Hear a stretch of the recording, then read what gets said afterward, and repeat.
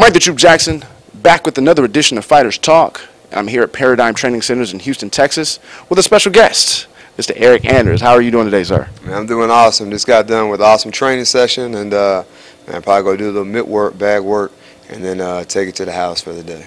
Now, you actually got here a little early. I know fighters typically come out on Wednesday, and I believe you were out here on a Monday. Was there a particular reason for coming out so early? Man, I got a big weight cut, so I don't want to spend, I don't want to waste a day traveling in the middle of a weight cut. So I try to get out here the week before, the week of the fight, so my weight cut can go real smooth. Very nice. Now, you have a little connect at the house who's able to prepare some great meals for you. What's your favorite healthy meal to eat? I'm a big fan of sweet potatoes. And anything that goes with it. So baked sweet potatoes, that syrup rises to the top, makes them nice and sweet. And I have a really big sweet tooth, so I can't have the candy, so I settle for sweet potatoes.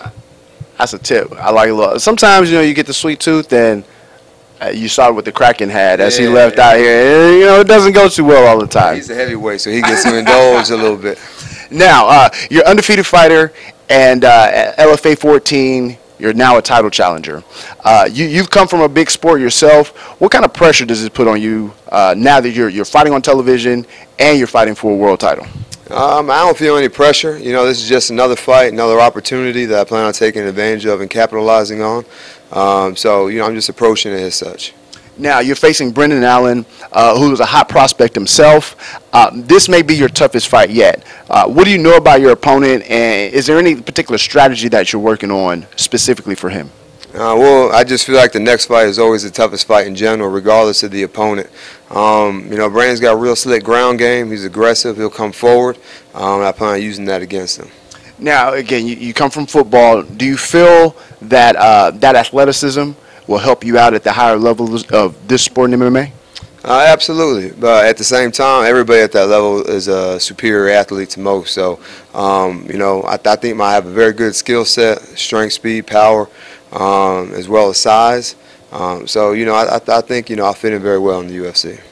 There's a lot of talk, the sport is constantly evolving, and you're seeing kids at a younger age kind of step up, and once they get to, like 18, 19, 20 years old, they're almost a complete fighter. For you didn't have that same upbringing, but again, you brought in some physical talents from other sports. Do you feel that you can compete with those little guys who are sort of complete fighters themselves? Do you feel that your skill set is just as complete as theirs? Absolutely, especially when we get there. I don't feel like anybody works harder than me. No one trains more than me, so I'm making up for lost time. You seem to be an active fighter, and last year you had 3 fights. This year, this will be your 2nd fight, and we're only halfway through the year. What's an optimal number of fights to have per year, in your opinion?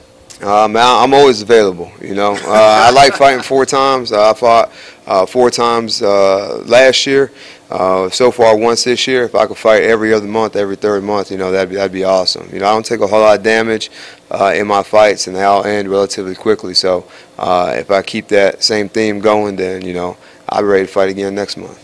Now, is that kind of the idea to take the least amount of damage in a fight? Because, you hear sometimes people, they want to get into these scraps and kind of fight of the night type of events. But for you, is the strategy just to take the least amount of damage and get out of there? I want a long career. And, if you're taking a bunch of shots to the chin and wearing out your chin, then, that's really going to shorten your career. So, I'm well prepared if that goes down. I'm not scared of it. I'm down for that. But, I'd rather be the guy giving the beating. Oh, for sure. Now, what's the end game for you? Again, you're still fairly new into the sport, but you seem to be rising fairly quickly here. What's the end game and the final goal here? Man, I just want to be the best fighter that I can be, and whatever level we get to, then I'll be satisfied. I'm never gonna 20 years from now, oh, I could have done this, should have done that. I did what I could and got where I got, so I'll be satisfied with my career at the end of the day. There you go. You have here Eryk Anders.